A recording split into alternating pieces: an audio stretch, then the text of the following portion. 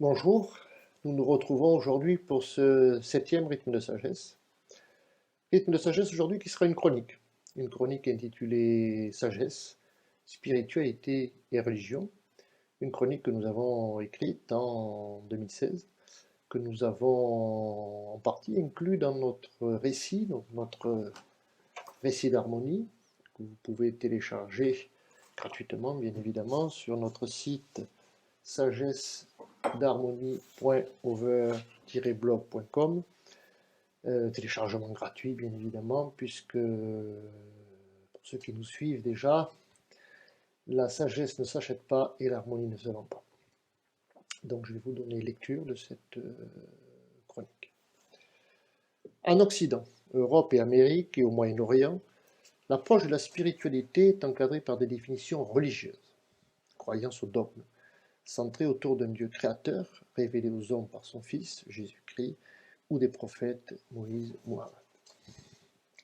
En Asie, l'approche de la spiritualité est différente, car elle n'est pas limitée par une forme religieuse, mais ouverte par la connaissance d'une doctrine, taoïsme, Vedanta. Le salut ne vient pas de l'extérieur de nous-mêmes, mais de l'intérieur, l'intime, le cœur. Les sagesses du continent africain et les sagesses amérindiennes sont-elles plutôt centrées autour de la nature et des esprits qui habitent.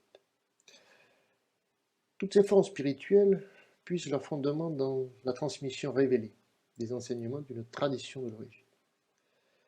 Un de ces enseignements est qu'à chaque période de notre humanité, une tradition éclot afin que les hommes qui vivent durant cette période puissent avoir accès à la spiritualité.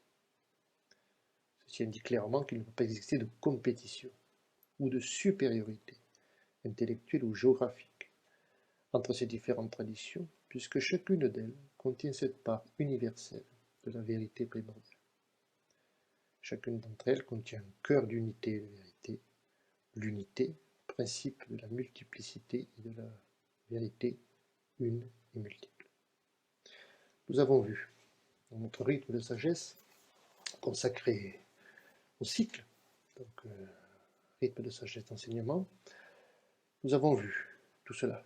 Nous avons vu que toutes les sagesses, toutes les traditions contiennent un cœur identique, mais que la forme, pour des raisons géographiques, pour des raisons de perception de l'être humain à la période concernée, pouvait prendre des apparences différentes.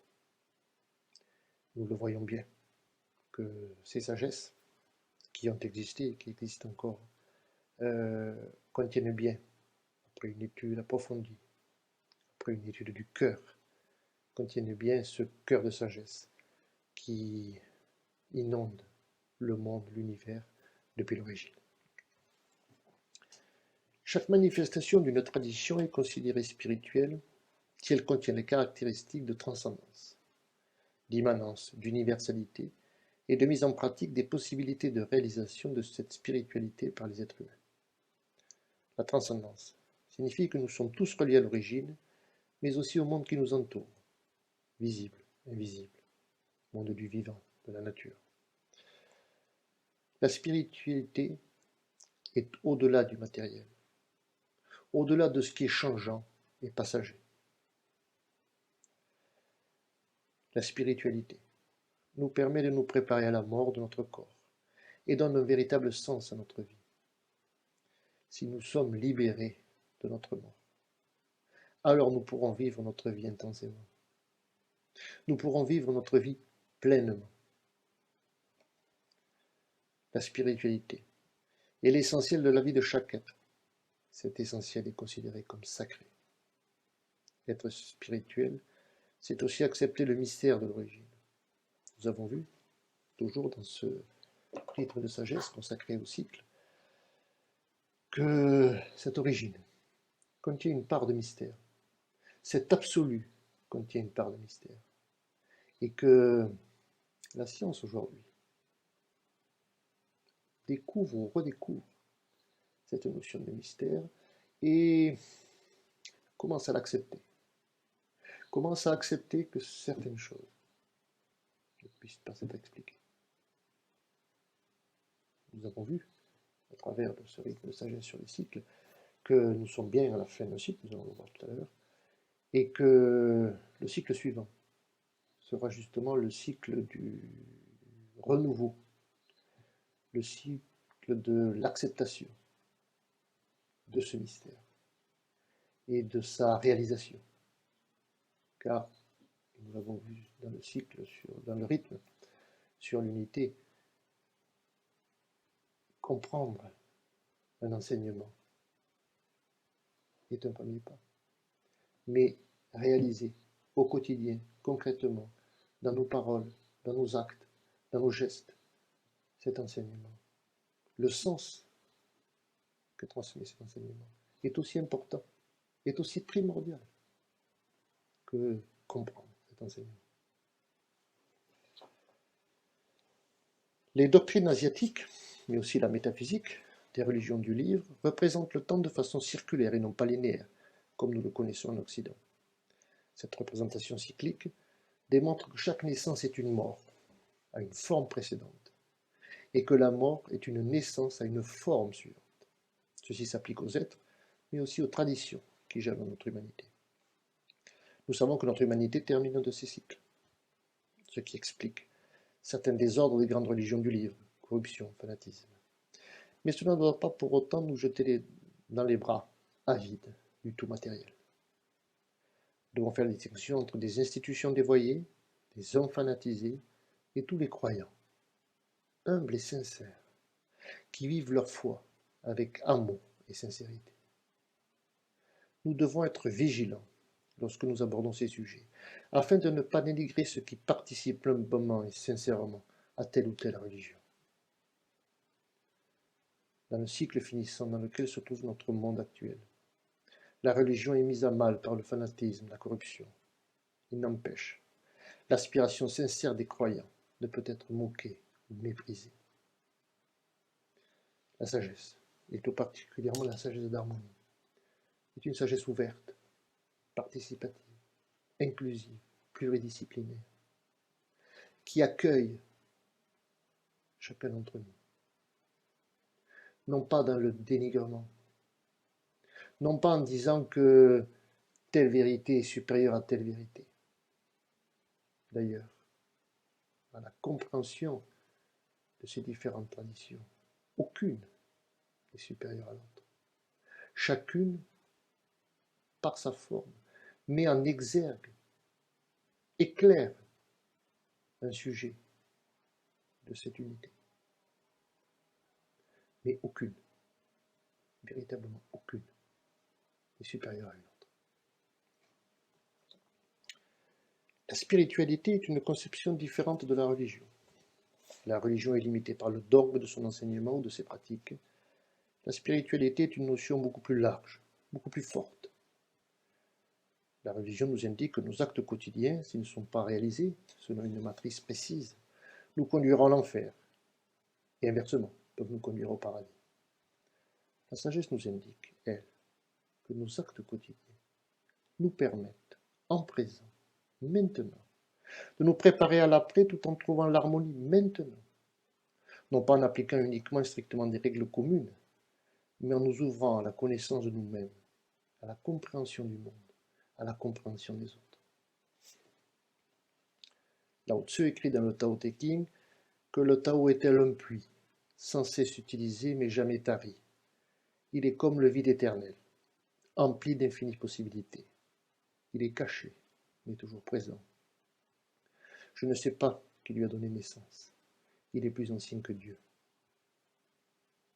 Dans notre rythme de sagesse précédent, une lecture sur l'unité, nous avons parlé justement du Tao.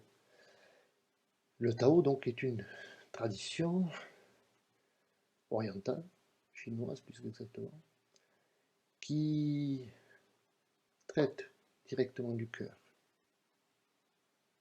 de la tradition et du cœur de l'humanité.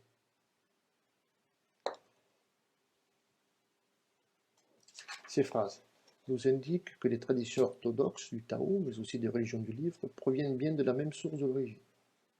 Comme nous l'avons indiqué plus haut, l'une n'est pas meilleure que l'autre, car dans l'espace-temps qui était le leur, elles avaient leur utilité. La sagesse contient le noyau et l'écorce de la spiritualité. Elle manifeste le fruit plein et entier de l'arbre de l'origine. Elle établit l'être en lieu et place de l'avoir, la sagesse, et la métaphysique qui assemble l'être, les continents et les mondes dans l'ordre harmonieux de l'origine. La sagesse de l'origine. La sagesse de l'harmonie, sagesse suivante. Nous avons dit, lors de la présentation de ces rythmes de sagesse, que nous abandonnons l'épée, et que cette épée était remplacée par la compréhension. Aujourd'hui, grâce à la compréhension, nous pouvons briser l'écorce pour trouver le noyau, trouver ce cœur. Non pas briser l'écorce en 1000 morceaux, non pas la briser pour l'éparpiller, pour l'humilier, pour se moquer, mais la fendre, parce que le cycle dans lequel nous vivons s'achève, et qu'une sagesse suivante prend place. Trouvons ce noyau qui fera naître dans notre cœur, mais aussi au cœur de l'humanité, qui en a tant besoin aujourd'hui. Cette sagesse qui nous emplira d'harmonie. Et une fois remplie de cette harmonie, nous pourrons la déployer, la diffuser tout autour de nous. Toutes les sagesses ont permis de soutenir la dignité de l'être humain, soutenir la dignité de toute l'humanité, mais aussi défendre la dignité du plus faible. C'est un des mandats de la sagesse, comme nous l'avons vu. La sagesse, c'est se préoccuper, comprendre le monde par-delà notre état humain. Mais c'est aussi se préoccuper, participer au monde d'aujourd'hui en sagesse. Nous avons pour cela les principes d'harmonie, les principes de la sagesse d'harmonie, ces 4 principes qui doivent nous guider dans notre vie quotidienne, qui nous guident à être attentifs, qui nous guident à comprendre et qui nous guident à transmettre cette harmonie qui seule peut nous faire avancer avec paix et sérénité dans ce monde. Nous vous remercions de nous avoir suivis. Nous vous donnons rendez-vous à un prochain rythme de sagesse. Et toujours, n'oubliez pas, notre site sagessedharmonie.over-blog.com où laquelle vous pouvez, comme je l'ai montré en début, imprimer, télécharger notre récit d'harmonie. Nous vous remercions. À bientôt.